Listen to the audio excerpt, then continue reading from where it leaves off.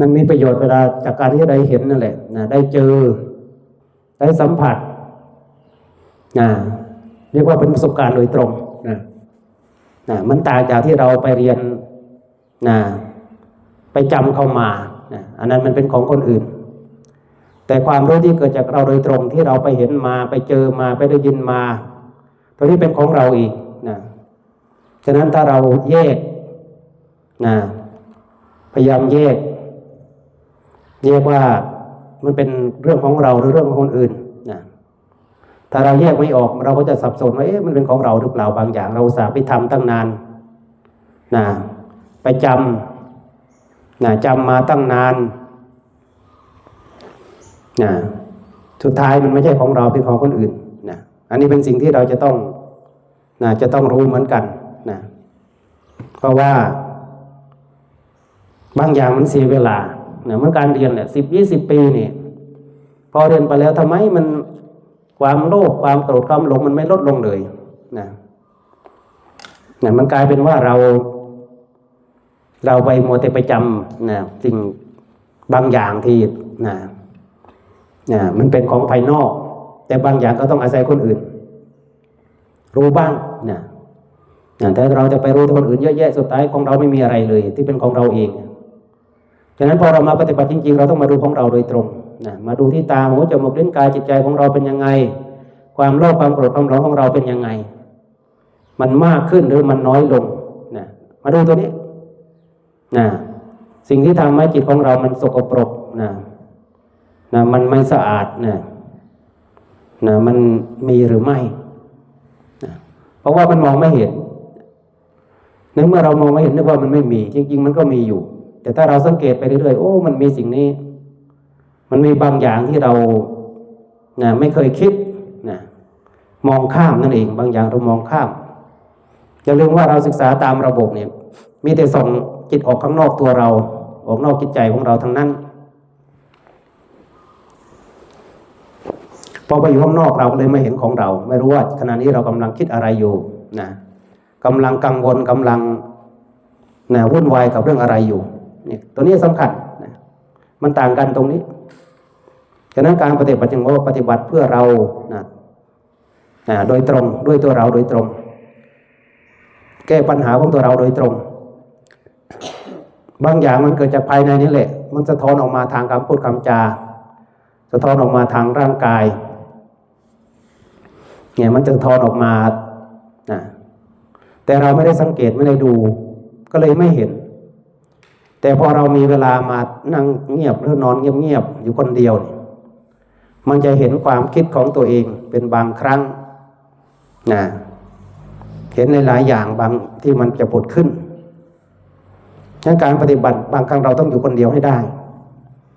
ยืนคนเดียวนั่งคนเดียวนอนคนเดียวในอิริยาบถทั้ง4ตัวนี้จะทำให้เรามองเห็นตัวเองชัดเจนขึ้นต่างจากสมัยเรียนหนังสือสมัยเรียนหนังสือต้องจำวิชาแต่ละวิชาอ่านตำราดูหนังสือนี่ไม่แต่ส่งจิตออกนอกทั้งนั้นเลยส่งจิตส่งใจเราออกนอกตัวเรารู้ภายนอกรู้ชื่อรู้ความหมายอ่านออกเขียนได้แต่เวลาปัญหาเกิดขึ้นทำไมมันเอามาแก้ปัญหาไม่ได้ไม่รู้ว่าจะเอาตัวไหนฉะนั้นพอเรามาปฏิบัติเราก็ต้องมาแก้ตัวนี้มาเรียนรู้ตัวนี้โดยตรงถ้าจิตใจของเรามันไม่สงบเราจะแก้ยังไงถ้าจิตใจของเราร้อนเราจะแก้อย่างไรถ้าเรานอนไม่หลับเราจะแก้ยังไงฉะนั้นต่างๆนี่ต้องมาเรียนรู้มาศึกษาวิธีการก็ต้องคิดบางอย่างต้องคิดเอง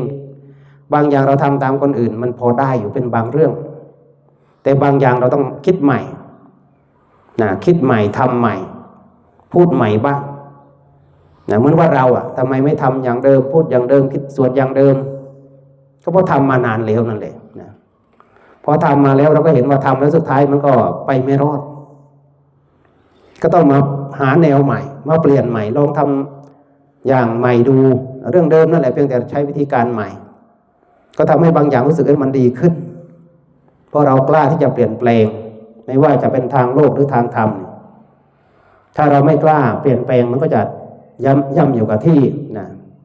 บางอย่างดีแต่บางอย่างมันเสียการที่เราไม่ต่อยอดไม่พัฒนามันเสื่อม เสื่อมไปตามกาลเวลาหมดอายุนะบางอย่างมันหมดอายุการใช้งานมันมีเวลาของมันร่างกายของคนเราก็เหมือนกันสังขารร่างกายมันมีเวลาชั่วคราวหลายบางคนก็60 70 80คือใช้งานมานานแล้วหูก็ไปแล้วตาก็ไปแล้วเพราะว่ามันหมดเวลาหมดอายุการใช้งานจะให้มันแข็งแรงเหมือนแต่ก่อนมันยากมากยากมากแต่บางคนก็ยังสู้อยู่ยังฝืนเพราะว่าถ้าเราไม่ให้โอกาสตัวเองมันก็จะเสียโอกาสช่วงที่เรายังมีแรงอยู่ฉันมาฝึกมันมาเอาวิธีการเอารูปแบบมาเอาความรู้ประสบการณ์จากการที่ได้เรียนได้ปฏิบัติมา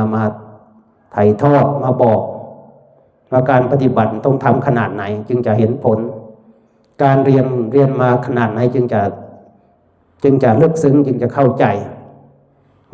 ระหว่างในรูปเรียนในระบบนอกระบบเรียนตามอัธยาศัยปฏิบัติก็เหมือนกันปฏิบัติตามระบบปฏิบัติตามรูปแบบปฏิบัตินอกแบบมันมีหลายอย่างนะความรู้ก็เหมือนกันตัวปฏิเวทเรียนแล้วรู้อะไรบ้างเข้าใจอะไรบ้างปฏิบัติแล้วรู้อะไรบ้างเข้าใจอะไรบ้าง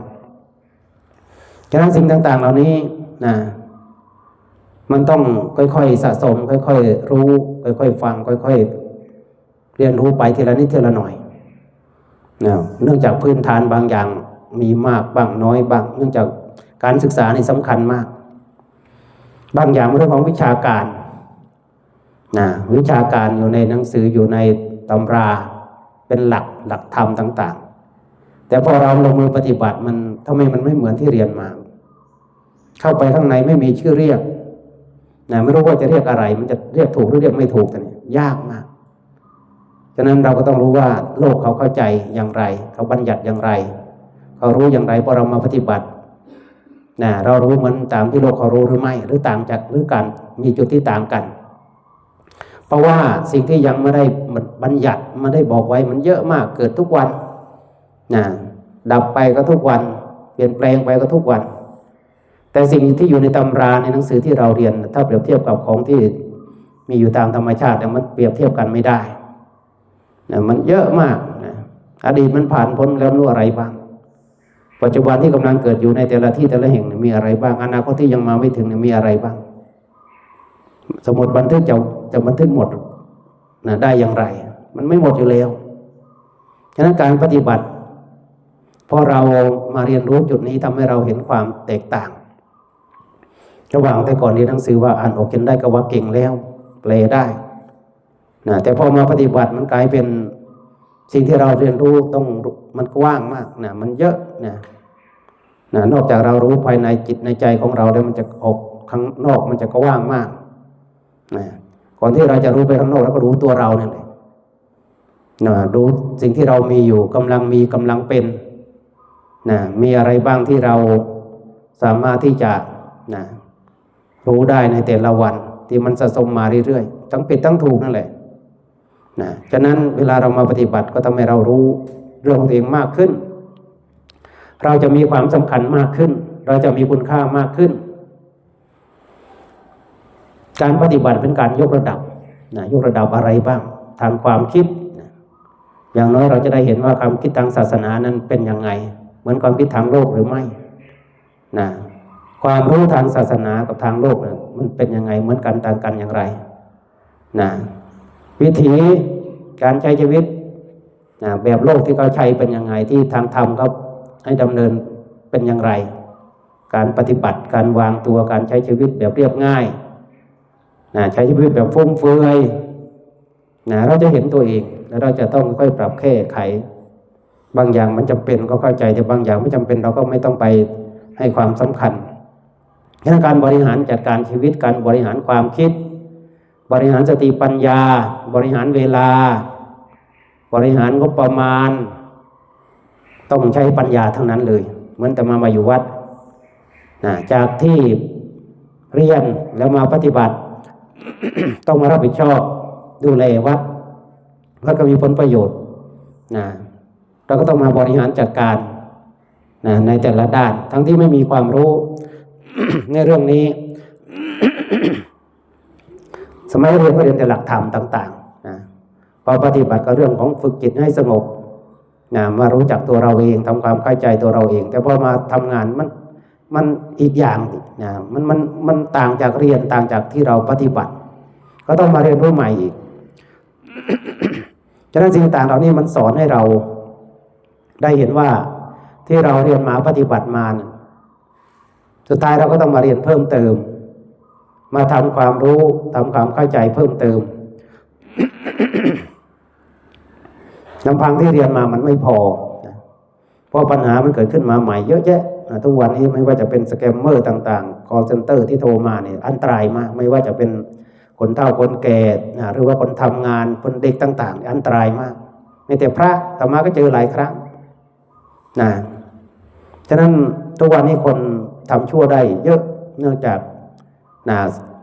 ของเทคโนโลยีนั่นแหละมันทันสมัยแล้วเอาเปรียบแทนที่จะใช้ในทางดีทางคุณแต่กับเอาสิ่งต่างเหล่านี้มาเป็นเครื่องมือในการเอาเปรียบ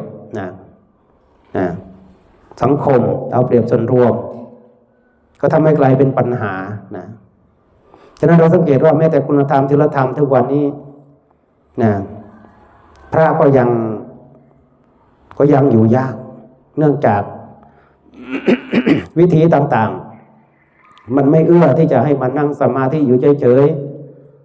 ๆเพราะว่าภาระต่างๆไม่ว่าจะเป็นงานก่อสร้างก็ต้องหาเงินมาก่อสร้างต้องดูแลที่สร้างไปแล้วก็ต้องมาบูรณะซ่อมแซมสิ่งต่างเหล่านี้ล้วนเป็นสิ่งที่ต้องรับผิดชอบฉะนั้นเราก็ต้องบริหารจัดการยังไงจะไม่ให้มันเป็นโทษโชคดีที่อาตมาได้ปฏิบัติมาก่อนจะไม่อยู่บ้านเราก็มีเวลาปฏิบัติเป็น10 ปีก่อนหน้านั้นก็ปฏิบัติมาพอสมควรฉะนั้นการที่เราได้ปฏิบัติในช่วงที่เรายังไม่มีภาระมันจึงเป็นโอกาสที่ดีมากเป็นช่วงสำคัญเพราะว่าถ้าจะมาปฏิบัติช่วงที่มีภาระแล้วมันไปยากมากภาระต่างๆมันดึงงานต่างๆมันดึงไว้ฉะนั้นเราก็ให้โอกาสตัวเองบางอย่างต้องวางไว้ก่อนภาระต้องวางไว้ก่อนหน้าที่การงานต้องวางไว้ก่อนมาเอาบางอย่างเพื่อที่จะไปเติมเต็มที่เราขาดอยู่บางครั้งเราก็ต้องแสวงหาฟังหลายๆครูบาอาจารย์คิดค้นหาทำยังไงเราจะได้หาตัวเองเจอรู้จักตัวเองที่แท้จริงเห็นจิตเห็นใจตัวเองเป็นอย่างไรมันเหมือนข้างนอกหรือเปล่ากายมองเห็นมาอย่างแต่กายละเอียดเป็นยังไงจิตหยาบจิตละเอียดใจหยาบใจละเอียดทำไมเราไม่เคยเห็น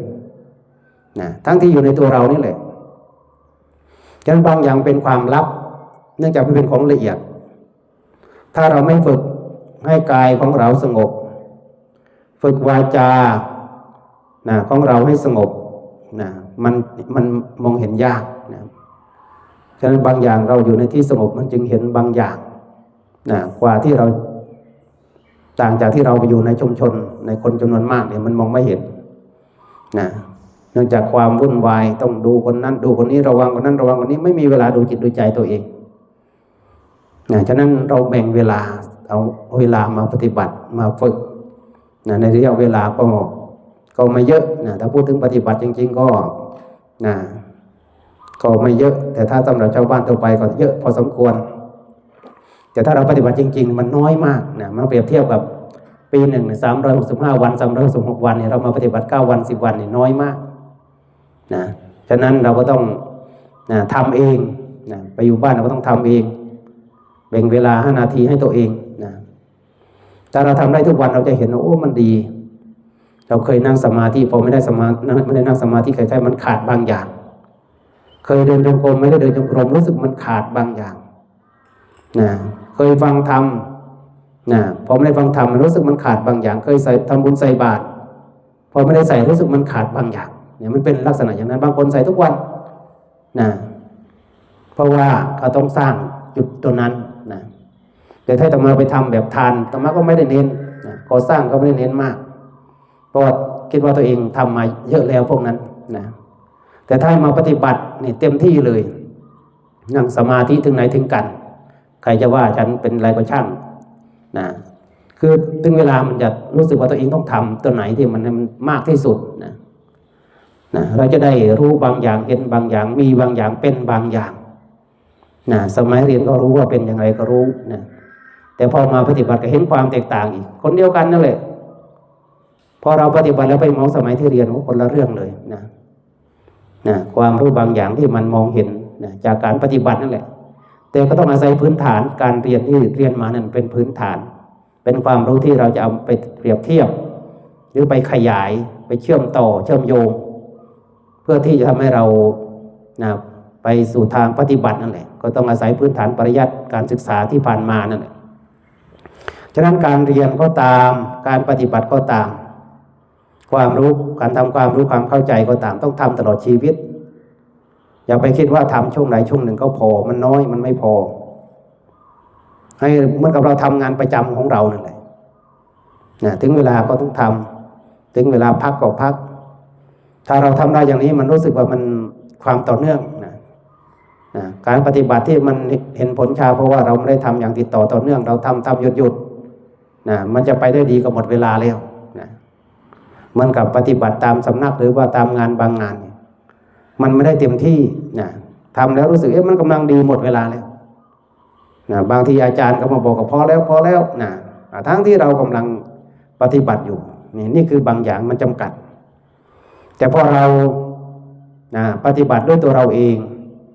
จะเคยอยู่สำนักนั้นสำนักนี้ไปอยู่ป่าคนเดียวรูปเดียว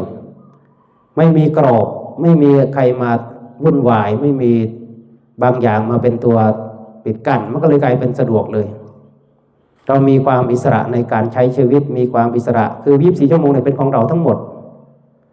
เนี่ยเรื่องว่าอยู่บนเขานี่ไม่มีเวลาเป็นให้คนอื่นอยู่แล้วนะเป็นเวลาส่วนตัวทั้งนั้นนะใครจะเป็นใครจะตายไม่ได้สนใจไม่ได้ห่วงหน้าห่วงหลังไม่ได้ห่วงหน้าห่วงหลังเรื่องของการปฏิบัติไม่ต้องเอาขนาดนั้นนะการที่เรามีเวลาแบบ24 ชั่วโมงเป็นของตัวเองเนี่ยถือว่าเป็นเวลาสำคัญมากเพราะอยู่บนเขานี่ธรรมชาติมันเงียบอากาศเย็นช่วงมีนาเมษาเนี่ยข้างล่างร้อนแต่ข้างบนเขาเนี่ยมันจะเย็นตลอดนะเนี่ยคุณค่าของป่าของธรรมชาติมันทำให้พอเราไปอยู่แบบนั้นเนี่ยกายของเราก็จะเย็นด้วยจิตใจของเราจะเย็นด้วยฉะนั้นสมาธิจึงเกิดขึ้นง่ายถ้าเปรียบเทียบกับข้างล่างข้างบนเขานี่บนเขาจะได้สมาธิเร็วกว่าเนื่องจากมันเงียบนั่นเอง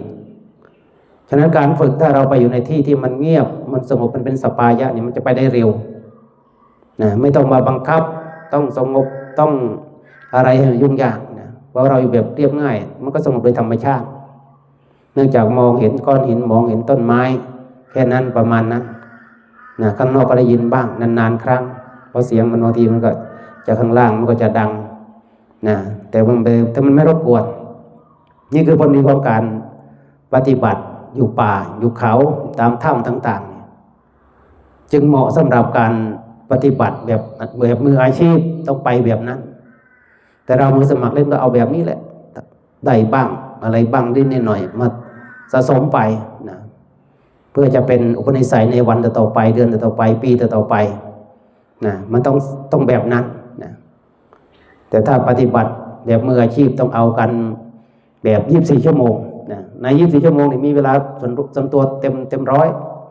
เราจะเข้าสมาธิกี่ชั่วโมงก็เรื่องของเราไม่มีใครมาวุ่นวายนี่คือผลดีเห็นความแตกต่างระหว่างช่วงอยู่ต่างสำนักกับอยู่นอกสำนักในความแตกต่างมันมีความแตกต่างอยู่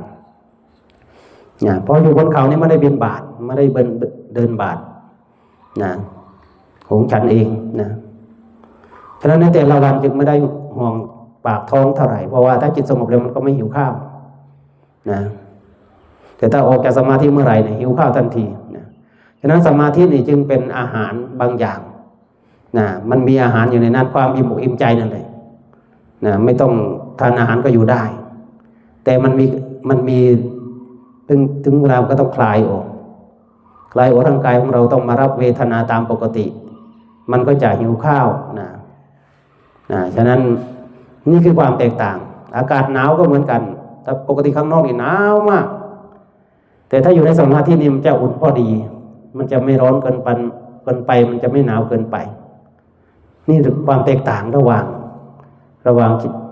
คนเราช่วงอยู่ในสมาธิกับมาอยู่แบบปกติมันมีความต่างกันฉะนั้นใน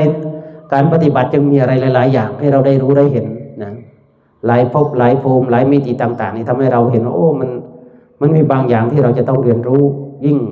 ภาคละเอียดถ้าเราไม่ละเอียดมากเราก็จะเข้าไม่ถึงสิ่งนั้นฉะนั้นบางอย่างมันมีอยู่เพียงแต่มันละเอียดมากละเอียดมากเราก็ต้องอาศัยความสงบมากอาศัยความสมาธิที่เยอะสมาธิปกติมันก็จะเข้าไม่ถึงก็เอาฉะนั้นเราก็ต้องค่อยเรียนรู้ไปว่ามันมีอะไรหลายอย่างในตัวเรานี่แหละพอเรารู้จากภายในแล้วข้างนอกมันก็จะไม่ต่างกันมากจุดประสงค์เราพยายามให้อยู่กับตัวเราให้มากที่สุดให้จิตใจของเรามันเกิดความสงบสักแวบหนึ่งก็ยังดีแต่จิตของเรามันสงบสักแวบหนึ่งมันจะเห็นจิตของเรามันจะเห็นคุณค่าของความสงบเห็นผลของความสงบมันก็จะต่างจากแต่ก่อนนั่งสมาธิยากมากแต่พอไปถึงจุดที่มันสงบแค่แวบเดียวแค่นั้นความสุขมันเกิดขึ้นรสชาติมันต่างจากความสุขที่เราเคยได้รับที่ผ่านมาความสุขแบบโลกแต่พอมาความสุขที่เกิดจากความสงบนัตติสันติปรังสุขังตัวเนี้ยไม่มีความสุขอื่นยิ่งไปกว่าความสงบมันมีอยู่จริงพวกปฏิบัติถ้าปฏิบัติถึงจุดหนึ่งจะเห็นว่าโอ้มันมีประโยชน์แม้แต่พระก็เหมือนกันบวชว่าจะบวชสักอาทิตย์หนึ่งพอนั่งสมาธิไปเจอความสงบตัวนี้ไม่อยากสึกแล้วอยากบวชต่อเพราะยิ่งปฏิบัติมันยิ่งเห็นผลฉะนั้นบางอย่างมันเกิดแค่แวบเดียวนิดเดียวเนี่ยมันจะเป็นกำลังมหาศาลให้เราได้มีกำลังใจในการประพฤติในการปฏิบัติมากยิ่งขึ้นแต่พอไปถึงจุดนี้เนี่ยแทบจะไม่มีเวลาว่างจะชวนให้เรานั่งสมาธิตลอด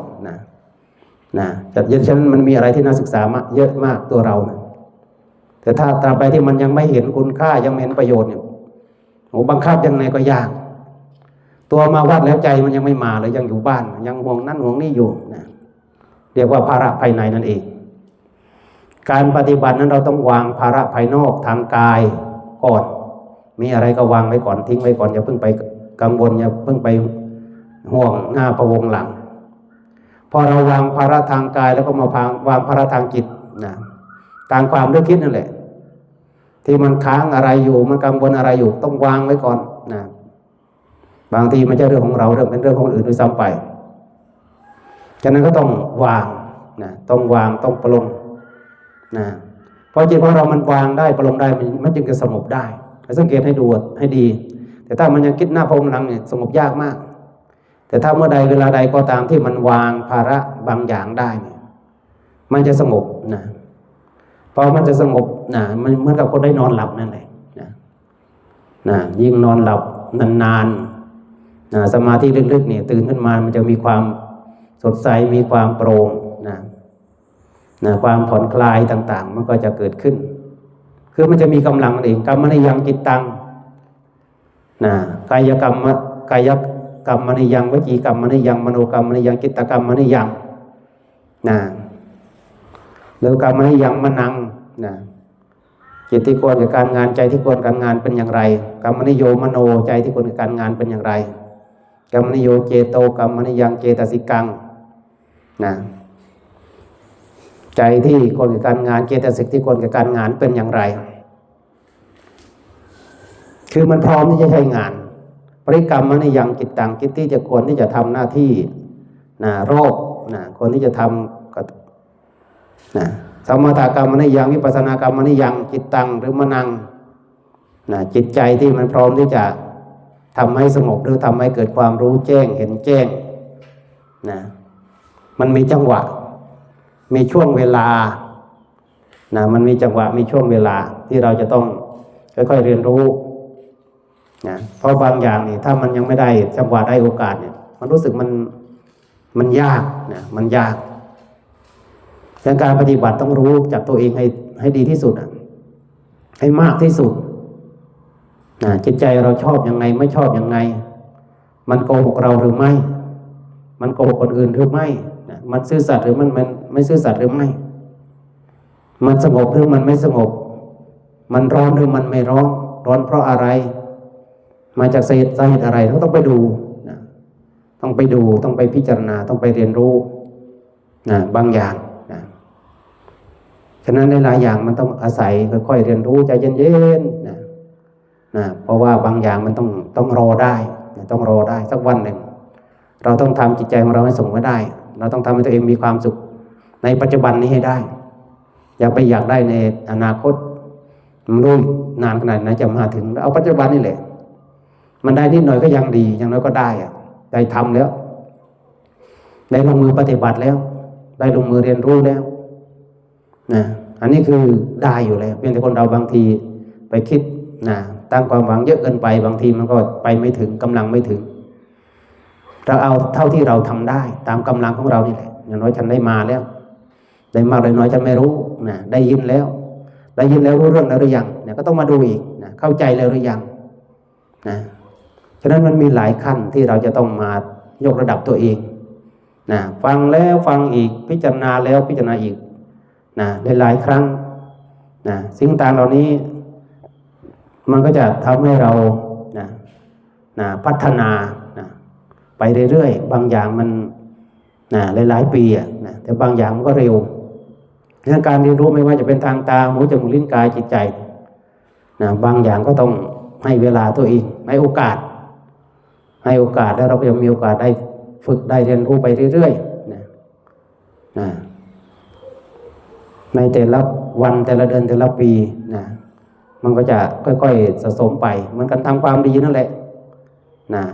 มันต้องได้เพียงแต่มันจะมากน้อยไม่รู้ฉันได้แล้วได้ทำแล้วเราจะได้มีความสุขมีความภูมิใจถ้าเราไม่ได้ทำเสียโอกาสมาคิดทีหลังมันก็เอาขึ้นไม่ได้แล้วกันบางอย่างต้องรีบตัดสินใจอันไหนพอทำได้ก็ทำไปก่อนไม่รู้ว่าชีวิตของเรานั้นมันจะอยู่ได้อีกกี่ปีถ้าเราเข้าใจนี้เราจะได้รีบเร่งขวนขวายพอถึงความตายมาถึงเราก็จะได้ไม่ต้องมาหวังว่าทานก็ยังไม่ได้ให้ไม่ได้ทำศีลก็ยังไม่ได้รักษาสมาธิก็ยังไม่ได้ปฏิบัติฟังเทศน์ฟังธรรมก็ไม่ก็ได้ฟังสิ่งต่างเหล่านี้มันจะเกิดขึ้นทีหลังแล้วมันเอาไม่ได้เพราะว่าหมดเวลาแล้วฉะนั้นช่วงที่เรามีเวลาอยู่เท่านี้แหละจะมีเวลากี่วันก็ไม่รู้แต่ฉันได้ทำแล้วแหละได้ทำได้ให้โอกาสตัวเองฉะนั้นบางอย่างเราพยายามให้โอกาสตัวเองที่มันบางอย่างรู้สึกมันไม่ง่ายแต่ถ้าเรารู้ให้โอกาสเรียกว่าเปิดโอกาสให้ตัวเองนั่นแหละตัวนั้นสำคัญมากเรามีโอกาสในบางอย่างอยากทำแต่โอกาสไม่ได้จังหวะไม่ได้แต่ถ้าเรารู้จักให้โอกาสตัวเองมุ่งมั่นว่าอย่างน้อยฉันต้องทำไม่ได้ต้องได้ทำได้ทำคือทำได้ที่ไม่ได้ทำเพราะทำไม่ได้ฉะนั้นคำว่าทำตอนนี้มันมีทั้งทอทหารสะอำกับทอทงรอเรือมอม้าเราเรือมอม้าอันหนึ่งทำการกระทำอันหนึ่งธรรมะสภาวะที่ทรงไว้ฉะนั้นเราจะมีธรรมตัวไหนทำดีหรือทำไม่ดีสภาวะตอนนี้ก็ต้องทรงทั้งดีไว้ทรงทั้งไม่ดีไว้คือรับได้ทั้งของดีและของไม่ดี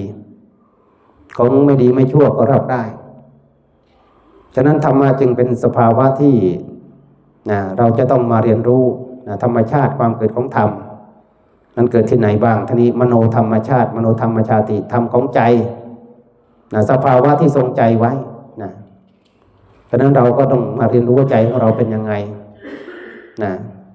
ใจของเราประกอบด้วยธรรมหรือไม่ประกอบด้วยธรรมมีธรรมหรือไม่มีธรรมสิ่งต่างเหล่านี้มันก็ต้องอาศัยการศึกษาไปเรื่อยๆฟังไปเรื่อยๆบางอย่างฟังครั้งเดียวไม่รู้เรื่องก็ฟังไปฟังแล้วฟังอีกนั่นแหละให้จิตมันสงบบางอย่างจิตมันจะเริ่มเข้าใจหรือจะค่อยๆเข้าใจบางทีเราอาจจะไม่รู้แต่ข้างในอาจจะรู้ ฉะนั้นบางอย่างมันลึกลับซับซ้อนนะเราจะดูจากข้างนอกบางทีมันยังไม่พอมันมีภายในเรียกว่าเหตุปัจจัยภายในนั่นเอง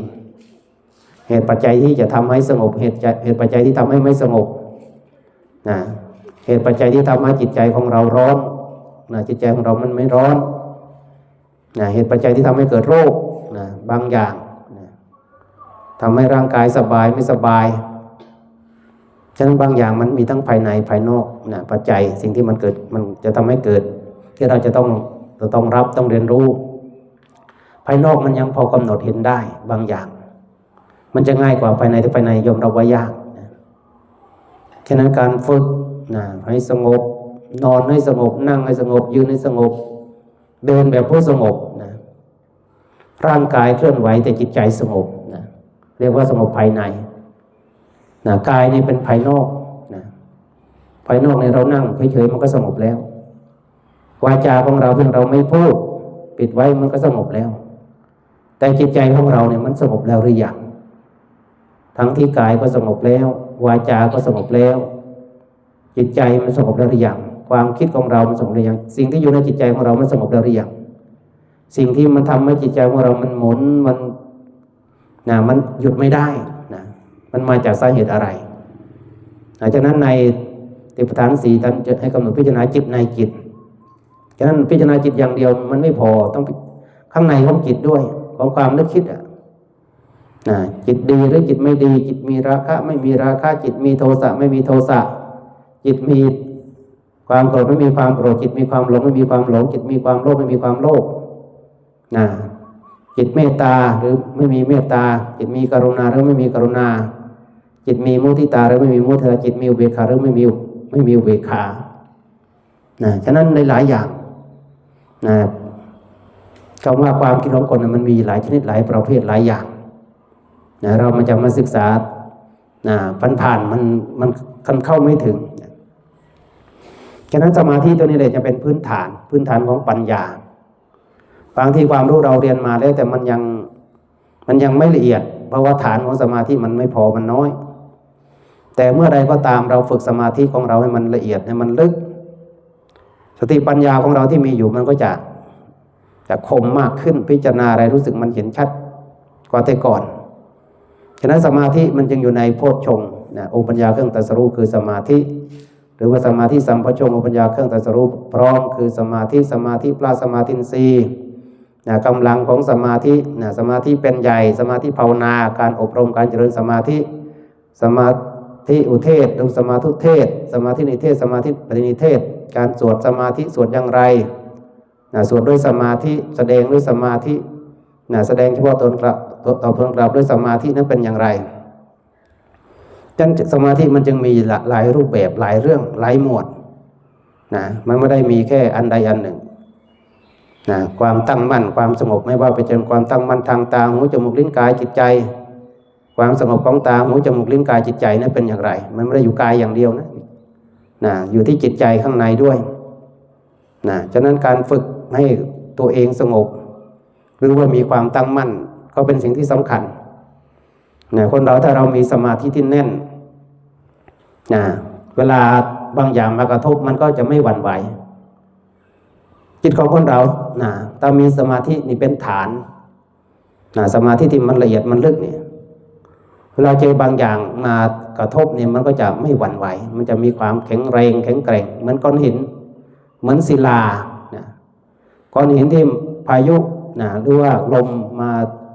แรงขนาดไหนมันก็ไม่หวั่นไหวไม่สะทกสะท้านฉะนั้นจิตที่ผ่านการฝึกหัดจิตใจที่ผ่านการฝึกหัดมามันก็จะมีความแข็งแกร่งไม่ต่างจากศิลาที่มันไม่สะท้านต่อรูปเสียงกลิ่นรสโผฏฐัพพะธรรมกามารมณ์รู้อิทธารมณ์อนิธารมณ์ที่จะผ่านเข้ามาฉะนั้นภูมิคุ้มกันถึงสำคัญมากในการดำเนินชีวิตถ้าเรามีภูมิคุ้มกันไม่ดีเราก็จะโอกาสที่จะทำให้เราเกิดปัญหามีเยอะมากโอกาสที่เราจะต้องต่อสู้กับปัญหาอุปสรรคต่างๆเนี่ยบางทีกำลังมันไม่มากพอเนี่ยมันบางทีมันก็ยากเหมือนกันฉะนั้นการที่เรามีภูมิคุ้มกันจึงบางทีไม่หวั่นไหว ใครจะว่าไงฉันก็ไม่ได้ไปเดือดร้อนด้วยนะนี่คือบางอย่างมันรู้แล้วมันวางได้ปลงได้แต่บางอย่างมันวางไม่ได้มันปลงยังไม่ได้มันก็ต้องไปตามกระแสโลกที่มันดึงไปการมาปฏิบัติก็เหมือนกันบางทีอยากมาแต่คนนั้นบ้างคนนี้บ้าง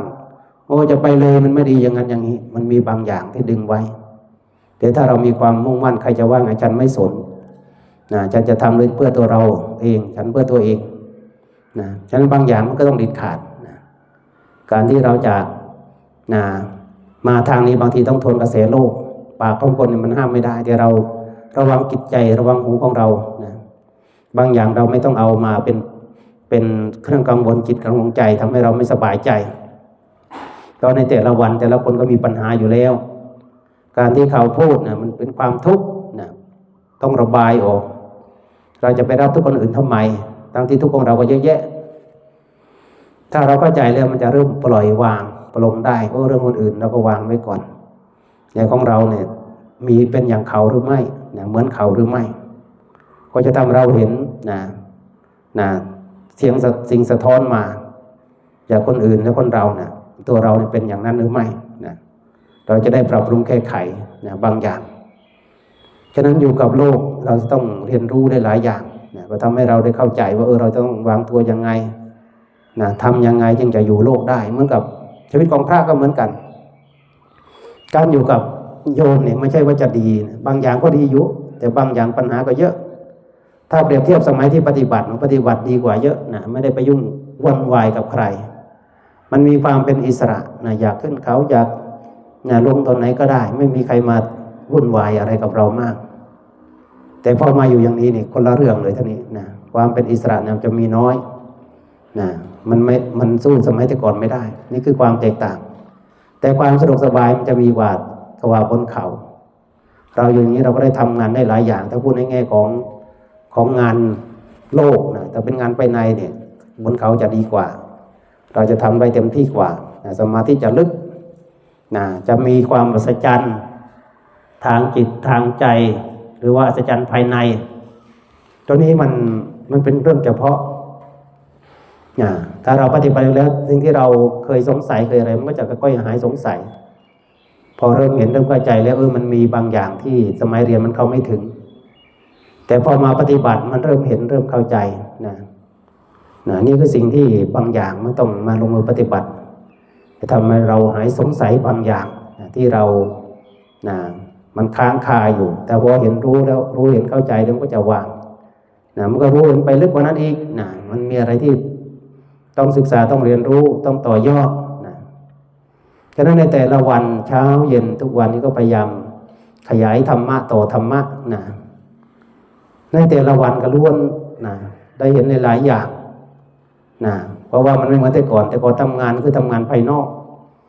ทำงานไปชาวโลกทำงานภายนอกแต่พอมาปฏิบัติทำงานภายในทีนี้นอนอยู่ก็ต้องทำงานนั่งก็ทำงานยืนเดินก็ต้องทำงานภายในฉะนั้น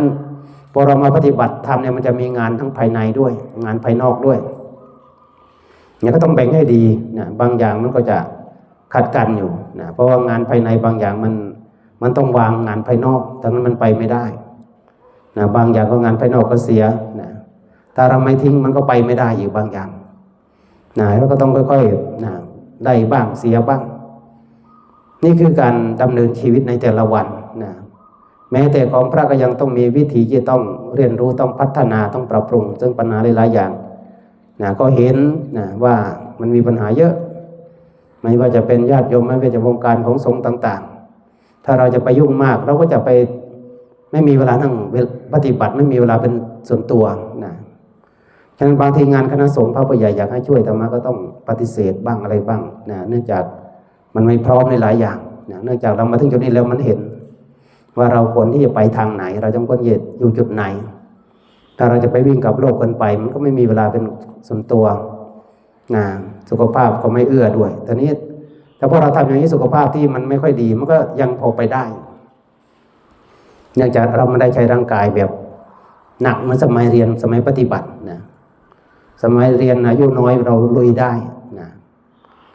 พอปฏิบัติมาก็ยังพอไปได้แต่พอมาทำงาน ร่างกายมันไม่ได้สมบูรณ์เหมือนแต่ก่อน ตาสมองไม่เร็วเหมือนแต่ก่อนมันช้า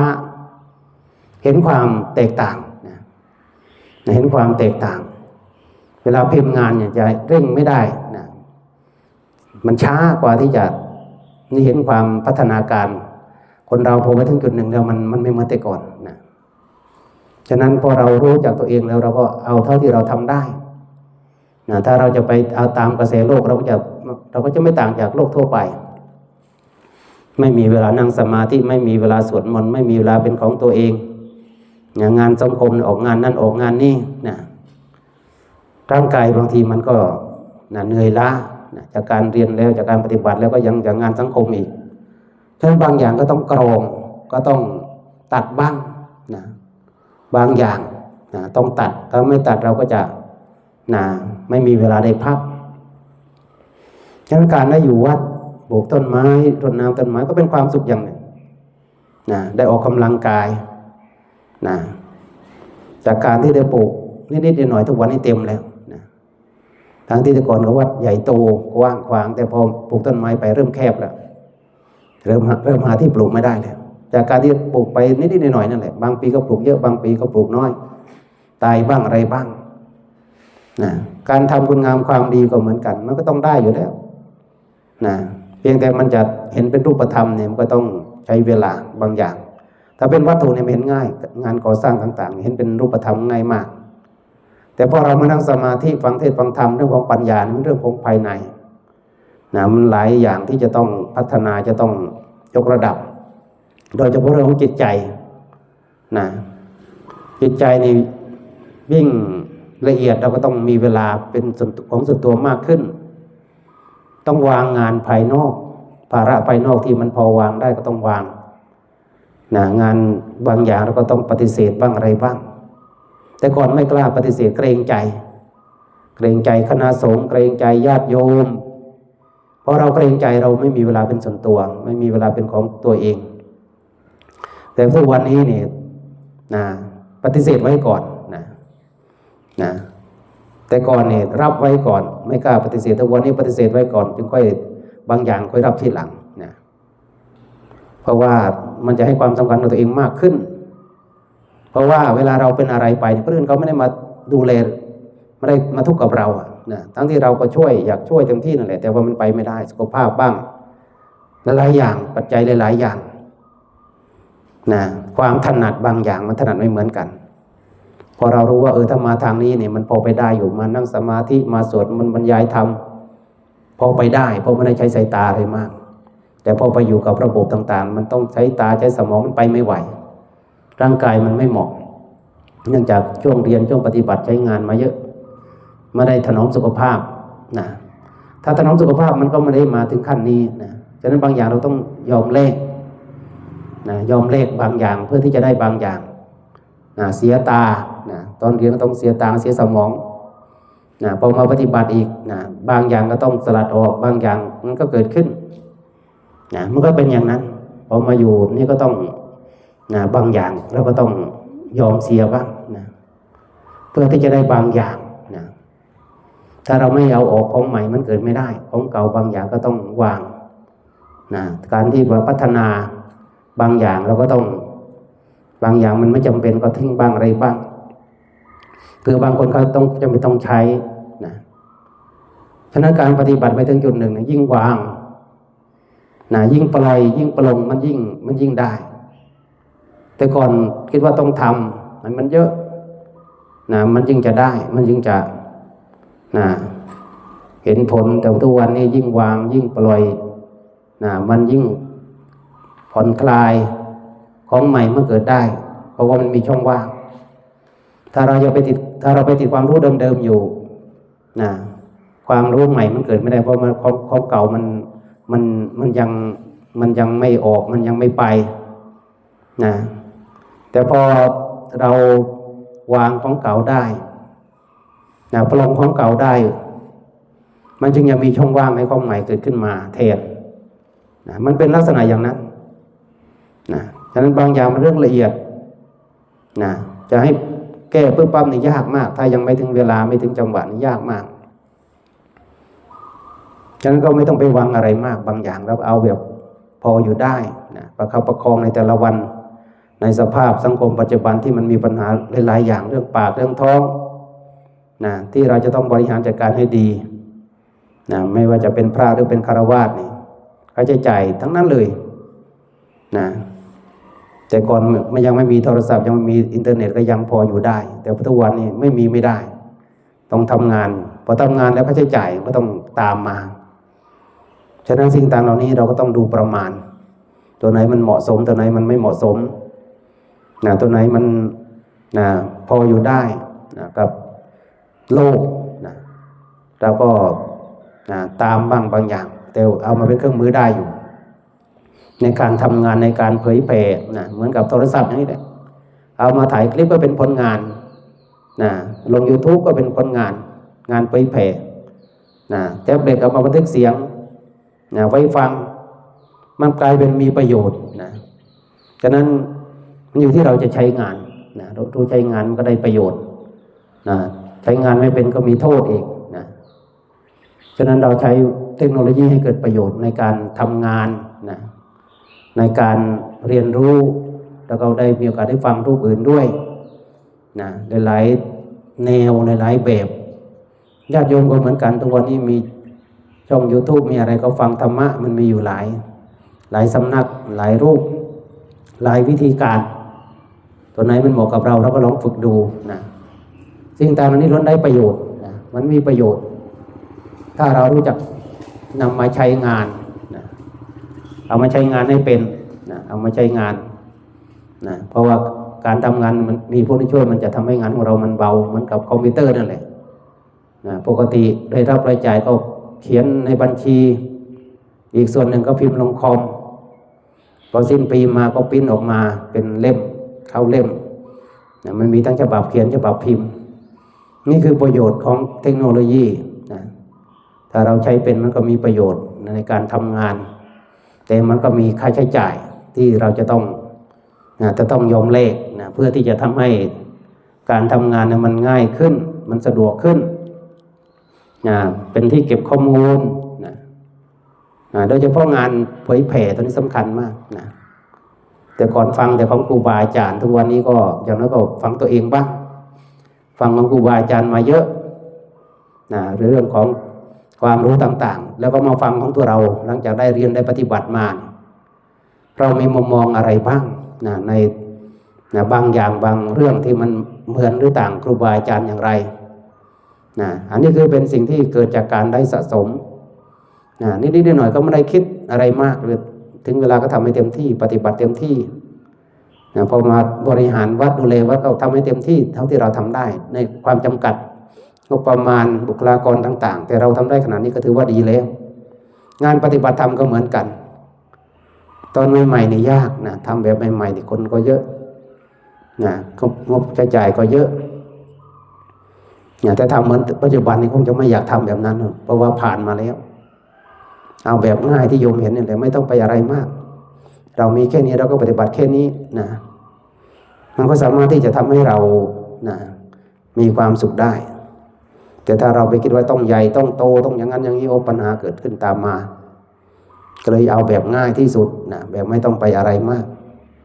เราทำตามกำลังของเราเพราะเราทำให้ตัวเองนะเราไม่ได้ทำให้คนนั้นคนนี้เราทำให้ตัวเองฉะนั้นเราทำมากเราก็ได้มากเราทำน้อยก็ได้น้อยนะเราไม่ทำก็ไม่ได้นะถ้าเราเข้าใจอย่างนี้มันก็จะไม่ได้ต้องไปคิดอะไรมากนะเพราะสมัยแต่ก่อนรูปแบบนี้จะไม่ค่อยมีส่วนมากก็จะต่างรูปต่างปฏิบัตินะถ้าเปรียบเทียบกับยุคพุทธกาลต่างๆก็ฟังเทศน์ฟังธรรมก็มีแต่ไม่ได้จัดเป็นงานนะส่วนมากก็จะเป็นนะเทศน์ประจำนะฟังเทศน์ฟังธรรมนะแต่ทุกวันนี้มาพัฒนาเป็นกิจกรรมนะนิมนต์ครูบาอาจารย์หลายๆที่ได้มาเทศน์ให้ความรู้แต่ไปทำอย่างนั้นค่าใช้จ่ายก็มีนะค่าใช้จ่ายจะเยอะแต่ถ้าเราเอาบุคลากรที่เรามีอยู่มันก็จะไม่เปลืองค่าใช้จ่ายเราก็ไม่ต้องไปดิ้นรนหางบประมาณให้ต้องเหนื่อยต้องลำบากโยมคนไหนมีศรัทธาอยากทำก็ทำนะเพียรอยากทำกับข้าวมาก็ทำนะอยากมาถวายสังฆทานก็ถวายนะ นิดๆหน่อย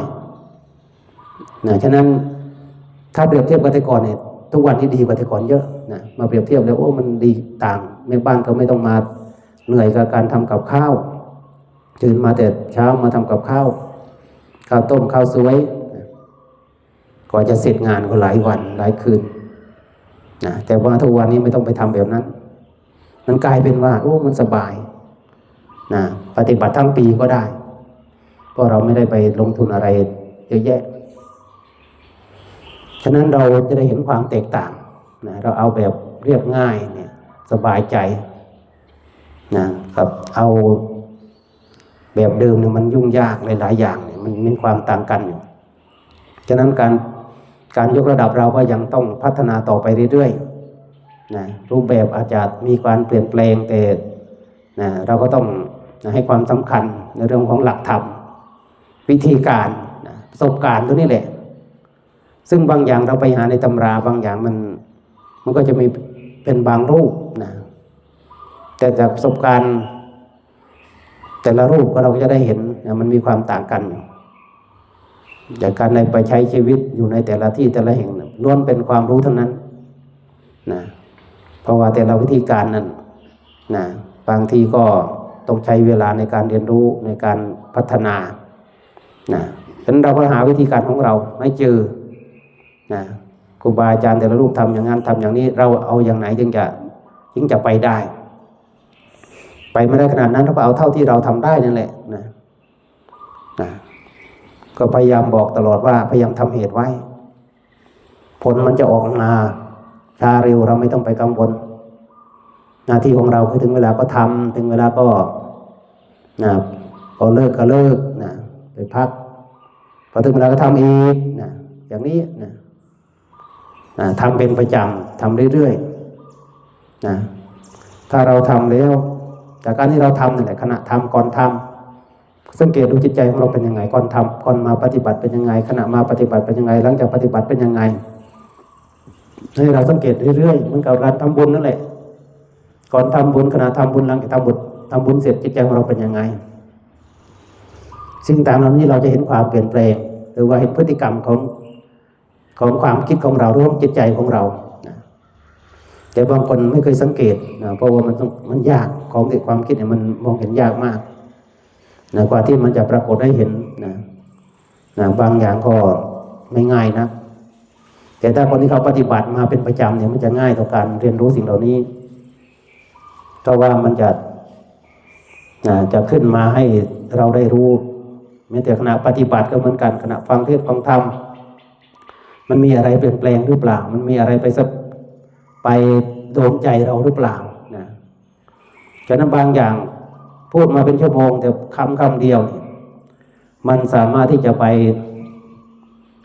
โดนใจโดนจิตโดนใจของเราให้เปลี่ยนได้บางอย่างนะก็เหมือนกับปี 2551นะไปปฏิบัติอยู่เขาพนมดินแค่ไปกราบหลวงปู่องค์แค่นั้นท่านให้พรยถามาเนี่ยแค่นิดหน่อยธรรมดาเนี่ยแต่มันมาโดนใจแบบความคิดเปลี่ยนพลิกเลยชั้นบางอย่างนี่มันจังหวะนะไม่ได้คาดคิดนะไม่ได้คาดคิดบทมันเป็นแบบเร็วมากเราเรียนมาเป็น10-20 ปีบางทีมันคิดไม่ได้พอมีครูบาอาจารย์มาเคาะนะน้อยหนึ่งมันก็จะทำให้เราได้เห็นโอ้บางอย่างทำไมเราคิดไม่ได้เราพลิกไม่ได้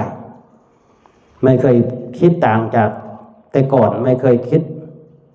ต่างจากครูบาอาจารย์เนื่องจากเข้าใจว่าครูบาอาจารย์ท่านบอกไว้ถูกต้องแล้วดีแล้ว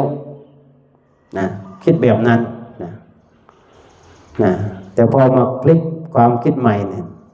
ก็ทำให้หลายๆอย่างมันไม่เหมือนเดิมนะฉะนั้นบางอย่างนะจังหวะโอกาสของเรามันยังไม่ถึงบางอย่างแต่เรามีโอกาสมาปฏิบัติแล้วมีโอกาสประพฤติแล้วก็ทำตามกำลังทำให้เต็มที่ตามที่เราพอทำได้ตามกำลังสุขภาพ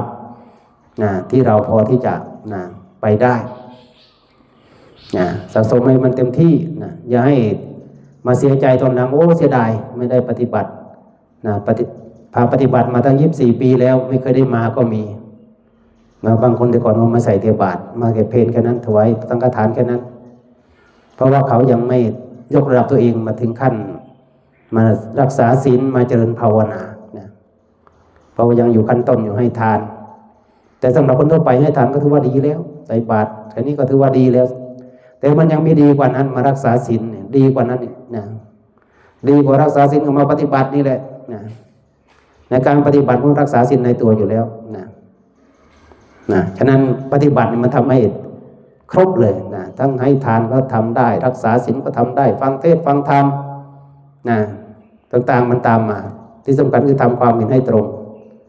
นะที่ถูกชุกกรรมสำคัญมากธรรมเทศนาไมธรรมสวนาไมนะการแสดงธรรมการฟังธรรมเป็นบุญกุศลทั้งนั้นนะวัยยาวัจจะไมการช่วยงานที่เราพอทำได้อัปปาจายนะไมวัยยาวัจจะมยปัญญาที่เกิดจากการขนขวายการทำงานนั่นเองการช่วยงานจิตอาสาส่วนรวมส่วนตัวอัปปาจายนะมยปัญญาที่เกิดจากการอ่อนน้อมถ่อมตนนี่ก็เป็นบุญกุศลเหมือนกัน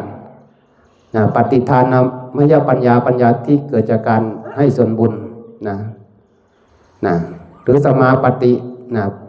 ทานมยปัญญาที่เกิดจากการถึงอย่างสม่ำเสมอหรือว่าสมาบัติสมาอาบัติถึงอย่างสม่ำเสมอปัตตานุโมทนามยปัญญาที่เกิดจากการอนุโมทนา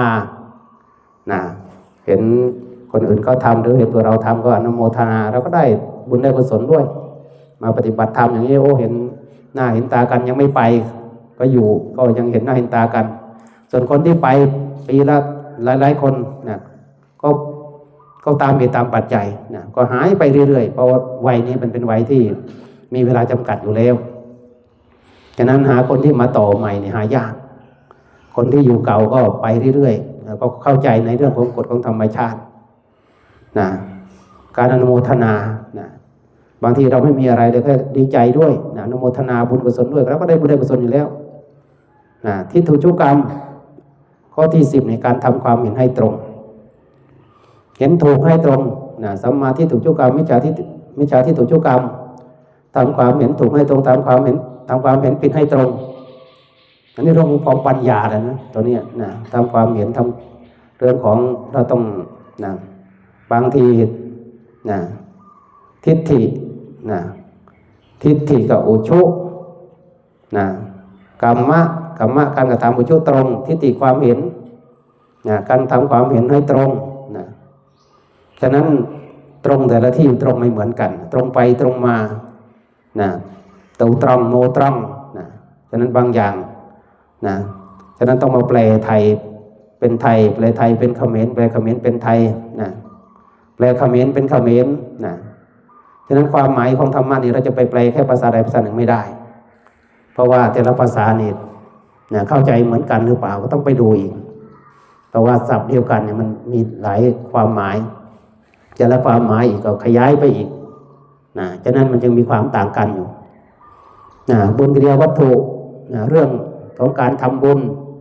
หรือสิ่งที่ทำบุญใช้สำหรับการทำบุญหรือเกิดจากการทำบุญก็ได้อันนี้คือบางคนทำบุญไม่รู้ว่าบุญมีอะไรบ้างอันนี้เนี่ย10 อย่างนี่แหละให้ทานรักษาศีลปัญญาที่เกิดจากการให้ทานรักษาศีลเจริญภาวนาทำงานอ่อนน้อมถ่อมตัวอุทิศส่วนบุญแผ่เมตตาการที่เราแผ่เมตตาให้ตัวเราเองให้สรรพสัตว์ก็เป็นการอุทิศส่วนบุญกุศลการอนุโมทนาคือการดีใจโมทนาแปลว่าการยินดีอนุน้อยภายหลังตามปัตตานุโมทนาใหม่ปัตตานุโมทนาใหม่การอุทิศการให้บุญกุศลที่เกิดจากการอนุโมทนายินดีด้วยการอุทิศบุญกุศลให้ด้วยการถึงปฏิอุทิศส่วนบุญนั่นแหละด้วยการอุทิศส่วนบุญด้วยการอนุโมทนาส่วนบุญก็ได้เพราะอันปัตตานุโมทนาใหม่เนี่ยคือที่เกิดจากการให้ปฏิทานาไมเนี่ยบุญกุศลปัญญาที่เกิดจากการอนุโมทนาส่วนบุญที่อุทิศให้นั้นสิ่งต่างๆเหล่านี้ล้วนเป็นบุญกุศลการแสดงธรรมการฟังธรรมการทำความเห็นให้ตรงนี่คือบุญกุศล ไม่เกี่ยวกับวัตถุเลยนั่นนี่นะข้างหลังนี่นะอ่อนน้อมถ่อมตนการช่วยงานอย่างนี้นะการปฏิบัติเขาก็ลงมือทำนะรักษาศีลนะทานคำว่าทานมันมีตั้งหลายอย่างนะธรรมทานให้ธรรมะให้ความรู้นะอภัยทานให้ความไม่กลัวนะวัตถุทานให้สิ่งของนะฉะนั้นเกี่ยวกับสิ่งของไม่นะก็มีแต่ส่วนมากก็เป็นเรื่องของนะสภาวะเรื่องของการกระทำนะมากกว่านะถ้าเราเข้าใจอย่างนี้แล้วเราจะได้รู้ว่าโอ้บุญมีอะไรบ้างเราทำอะไรได้บ้างนะที่จะทำให้เราได้บุญได้กุศลการเรารู้จักบุญนะรู้จักว่าบุญมีอะไรบ้างแต่ละอย่างมีความหมายอย่างไรนะสิ่งต่างเหล่านี้มันจำเป็นนะมันจำเป็นที่เราจะต้องเรียนรู้พอเราเรียนรู้แล้วเราจะได้ทำถูกนะว่าเราจะต้องทำยังไงจะต้องในแต่ละวันนะเราจะทำอะไรได้บ้างนะการทำบุญงามความดีไม่ว่าจะเป็นให้ส่วนตัวให้ส่วนรวมนะสิ่งต่างๆนั้นล้วนต้องใช้ปัญญาใช้ความรู้เท่านั้นถ้าเรามีความรู้นี่มันไม่ยาก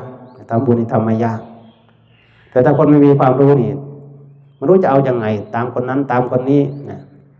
ตามคนอื่นบางทีก็ผิดบ้างถูกบ้างยากบ้างง่ายบ้างแต่ถ้าเรามีความรู้มันจะง่ายเหมือนอย่างที่ธรรมาพาทำนั่นเลยทำยากทำมาหลายปีแล้วพาทำไม่ง่ายธรรมาจะเอาแบบไม่ง่ายเลยสิ่งไหนก็ตามที่มันทำแล้วมันไม่ยุ่งยากแต่มันก็จะเอาวันนั้นเหมือนในเหตุกันร้อนนั่นแหละ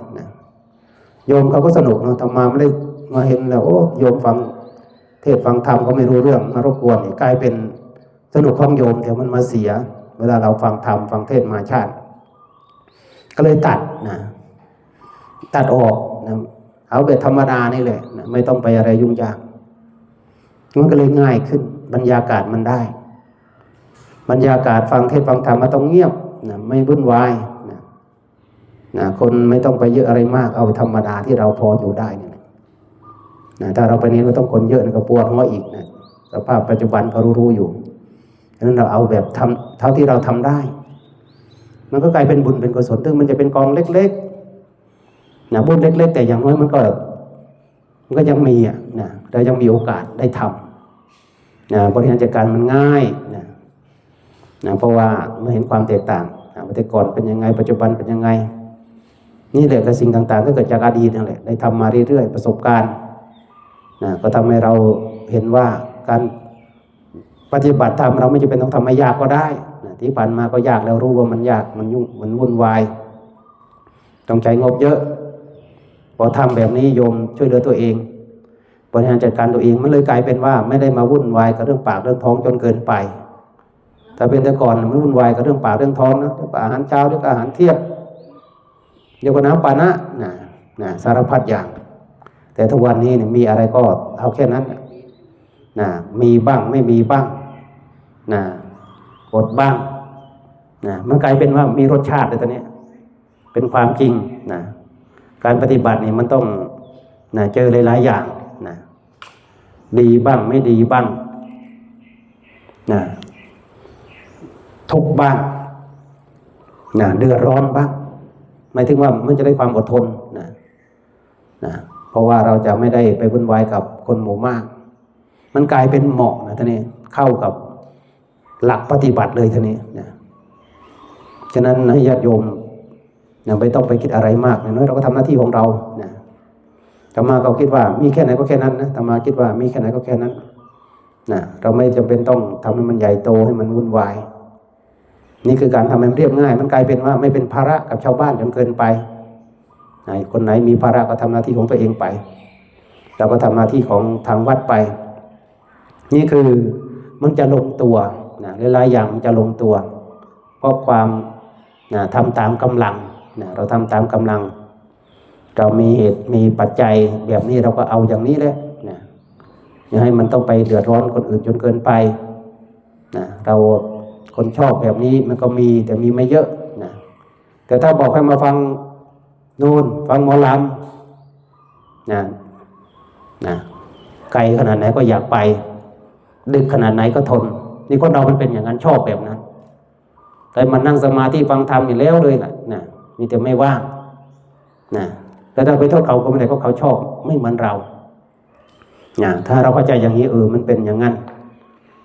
ฉะนั้นเราก็ทำของเราไปเราก็ไม่ต้องไปอะไรมากเมื่อแต่ละวันมันก็ไม่นานนะแป๊บเดียว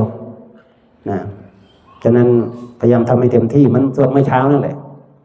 จะสวดนิดหน่อยก็ได้แต่พอดีเคยสวดเยอะเคยสวดเยอะก็ต้องเอาเต็มที่ดูนาฬิกาแล้วมันยังพอได้5 โมงมันยังพอได้ทั้งที่สวดในโบสถ์ก็เป็นชั่วโมงกว่าแล้วแต่ยอมรับว่าใช้เสียงเยอะฉะนั้นช่วงที่มีโอกาสก็พยายามถ่ายทอดให้กำลังใจนั่นแหละเป็นการให้กำลังใจเพราะว่าการมาปฏิบัติเราจะไปคาดหวังมากก็ไม่ได้จะไม่ตั้งใจเลยก็ไม่ได้อีกเราอย่างน้อยเราได้ทำมันอาจจะไม่เหมือนแต่ก่อนก็ไม่เป็นไรคิดว่าเรามาถึงจุดนี้แล้วเราต้องไปแบบนี้ระยะเวลาช่วงเช้ากับช่วงบ่ายก็ถือว่าสำหรับชาวบ้านก็ถือว่าพอดีไม่หนักเกินไปไม่น้อยเกินไปแต่กองพระก็จะปฏิบัติถึง4 ทุ่มปฏิบัติถึง4 ทุ่ม3 ทุ่ม4 ทุ่มนั่นแหละเพราะว่าเป็นช่วงปฏิบัตินี่จะให้เน้นเดินจงกรมด้วยตอนเย็นจะเดินจงกรมเพราะกลางวันมันจะร้อนแต่กลางคืนนี่จะมีเวลาได้เดินจงกรมสวดมนต์เดินจงกรมนั่งสมาธิแต่กลางคืนคงจะทำบนโบสถ์ช่วงกลางวันก็ทำข้างล่างมันสะดวกกับญาติโยมช่วงเช้ากับช่วงตื่นแต่ตี 4 ตี 5ก็ทำอยู่ในโบสถ์แต่ช่วงเช้าหลังฉันเช้าเสร็จช่วงบ่ายก็อยู่ข้างล่างก็แบ่งลักษณะอย่างนี้พระก็ได้ทำเต็มที่กว่าโยมได้ขนาดนี้ก็ถือว่าตามกำลังอันนี้ให้เราฝึกไปเรื่อยๆทำไปเรื่อยๆอย่างน้อยมาทบทวนในแต่ละปีเราเคยปฏิบัติมาอย่างนี้นี่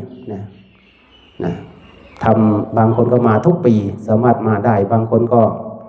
ขาดบ้างก็ไม่เป็นไรอย่างน้อยเรามาพบปะถ้าเป็นอาจารย์สมภพเรียกว่าวันนัดญาติธรรมพบอันนั้นคนเยอะพระเยอะโยมเยอะวัดหนองบ่อพงก็เหมือนกันก็จะมีงานประจำช่วงมกรานี่แหละฉะนั้นไปเห็นแต่ละที่มันไม่เหมือนกันสำนักใหญ่ก็คนจะเยอะพระเยอะแต่ของเราเอาแบบนิดๆหน่อยๆตามกำลังของเราอย่างน้อยเราได้บรรยากาศของเราเห็นสงบแบบนี้มันก็ถูกหลักของการปฏิบัติแล้วล่ะมันเหมาะสำหรับการปฏิบัติสำหรับการพัฒนาคนหมู่มากก็ดีอย่างหนึ่งไม่ดีอย่างหนึ่งคนหมู่น้อยก็ดีอย่างหนึ่งไม่ดีอย่างหนึ่งมันก็มีส่วนดีส่วนไม่ดีอยู่ฉะนั้นถ้าเราเอาปฏิบัติจริงๆเนี่ยเราก็จะเห็นว่าจะมากน้อยเราเน้นปฏิบัติยิ่งไปดูหลายที่เนี่ยบางที่ก็ไม่ได้เข้มข้นมากฉะนั้นเราก็เอาแบบตามกำลังของเราแต่ละที่แต่ละแห่งท่านก็ให้ความสำคัญเข้มข้นบ้างบางอย่างก็เอาพอประมาณพอประมาณฉะนั้นหลายๆอย่างเราตัดได้เยอะพอเราตัดออกมาทำให้เรามีเวลามากขึ้นในการมาปฏิบัติในการนั่งต่อไปก็ใช้นั่งสมาธิแล้วก็ถ้าปวดขาก็เดินบ้างอะไรบ้างจะได้ผ่อนคลาย